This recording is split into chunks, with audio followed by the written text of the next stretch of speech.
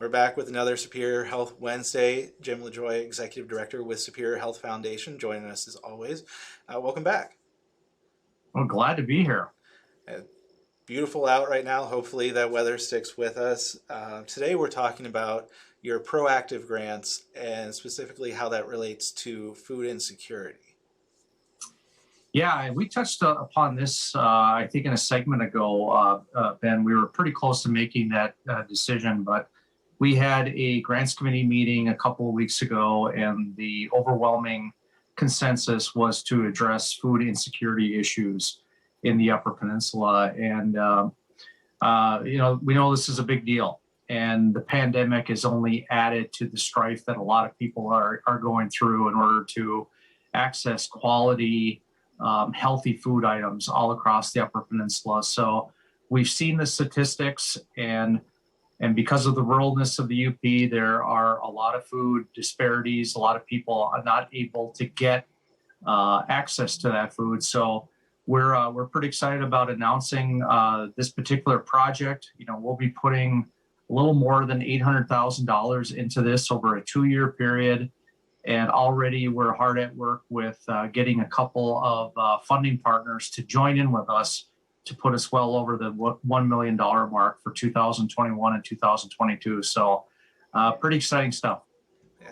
So being so early in this, that's a lot of money to help addressing a really big need in almost all of our communities, if not all of them. What are some of the goals you have kind of set for this project? Yeah, well, one of the things that we're going to do that we always do with our proactive grant giving is we assemble a roundtable, and we'll be doing that on Thursday, May 27th. That'll happen in Marquette, and we've sent out invitations to stakeholders all across the Upper Peninsula. Could be everything from the food co-op to public policy folks who are active with community gardens like Partridge Creek Farm, those types of places. And we have a big discussion. It'll be from 10:30 to 4 o'clock. We'll have 4 guest speakers. We're going to show a video. But essentially what it is, it's an opportunity for us to come together on a common issue to talk about what's out there, what's working, how can we pool our resources together and find solutions to address this particular issue. So, as we're a week out from this, we already have more than 40 people signed up, either by video conferencing or in person, to talk about those issues. And once we talk about those issues, we take great notes on it. And then from that, we'll craft our request for proposals from that will go out the middle part of June all across the UP, and we'll encourage nonprofits to apply for funding with the idea that we'll hand out the money in October at our fall grant celebration. And once you have all of that worked out, this could be for existing nonprofits, or if somebody has an idea, is this something that they could come to you with as well if they have say, I want to help with food insecurity in my neighborhood, but I'm not a nonprofit yet. Could they get involved in this? Yeah, definitely. There's a need for that. And, and we're also going to be looking for those for-profit companies, the grocery stores and places like that to play a role with this. But, this is a listening session, and this is an opportunity for us really to kind of drill down what's out there. And what we have found from previous roundtable discussions is that we stumble across something that may be working in a particular community in the Upper Peninsula that we're unaware of. And from those discussions, we find out, is that replicable? Can we take that model and replicate that in different parts of the Upper Peninsula? And really the idea is to get people working together and to find evidence-based solutions to address a much larger issue. And some of that could be ways that we can sustain food preparation. Maybe some of it is how we can better prepare healthy meals and get those from farm to table. Some of it may involve just the collaboration of agencies working together to make sure that the outlying communities and the smaller communities in the UP have access to healthy food items. In the conversations that you've had about this, just from what you've heard so far, is there anything that's, I mean, knowing about food insecurity, is there anything that's really surprised you that has been an issue or is an issue right now that we didn't know was happening Yeah. in the UP? Well, I think the numbers surprise us. We just looked at some statistics from about 2 years ago in 2019. And, the statistics say that anywhere from 18 to 24, 25% of people in the UP have some type of food insecurities.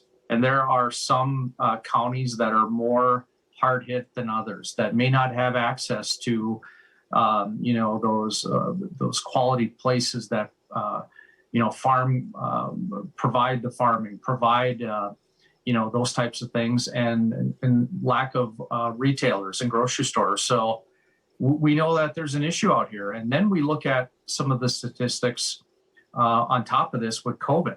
And COVID has really added, as we've talked about with other issues. We talked about how it's exacerbated mental health issues, substance use issues. Well, food insecurities has taken a real hit with this too.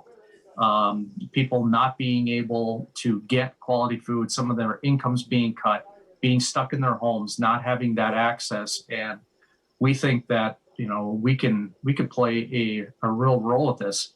And the nice thing is the initial discussions that we've had with other potential partners relative to this, everybody's on board. I've talked to a couple of downstate funders. I've talked to a couple of organizations in the UP. And as I said, we have an opportunity here to really take this from good to great with adequate funding that will pave the way for addressing these issues today, next year, and for years to come. That's good. That's really it. I'm sure that a lot of people can relate to this. They want to get involved in this, and it's important that you're listening first. And I think that's a really big step, and that's smart to not come in and think, well, we know all the issues, all of this, or have all the ideas, but by taking all of that input from people. So listen first and then figure out your plan of action. Is there anything that people can do or should be doing right now to help this process along? Well, the one thing that I would say is that if you are a stakeholder, in other words, if you have a stake in addressing food insecurities, whether you work for a co-op, whether you work for a farm, you could be have an idea of how you can help address this. We encourage you to be part of this roundtable. The beauty of this is that with video conferencing and the things that we've been able to do during COVID, we're only able to have up to 25 people in the room at Marisa, but we could have 80 to 100 people on video conferencing. So if you have an idea and you want to be part of this discussion, you can just send an email to shf@superiorhealthfoundation.org, and we'll get you the link to sign up and to be part of this. We want to hear from you. And you hit it right on the head, Ben. We're the funder. And we don't have necessarily all the answers. The good people of the UP do. They work in it every day. And this is really a listening session to really, drill down and find out what is happening in the Upper Peninsula. Well, what can we learn from you? And more importantly, how can we combine our resources and work collaboratively to address these issues and provide adequate funding to make it happen? And this is a big part of it is that funding. You need ideas, but then you need the funding to make that happen. And whether it's addressing food insecurity or one of the other health-related nonprofit issues that Superior Health Foundation works with, whether it's the reoccurring gifts that we've talked about previously, there's always a way to donate, and you can sometimes flag that money for the use that you want it to go to. Yeah, absolutely. And this is one of those areas, as we're constantly fundraising, we're constantly looking to expand our base. And if people are interested in helping support this initiative and being part of that, they can simply go to our website at superiorhealthfoundation.org. There is a give button right there on the website, and you can have that money restricted to go toward this. And we're happy to work with those companies and with those individuals, as well as companies. we think that there's some companies out there that really could play a role in this, that have a stake in all of this, and might want to use this as an opportunity to get philanthropically involved. And we want to hear from them, not only philanthropically with their dollars, but if they want to have a seat at the table to share information about what they're seeing and how they'd like to be involved, we'd love to have them. That's what this is really all about. Good. Is there anything that we haven't touched on related to food insecurity that you want to make sure that we mention in this conversation?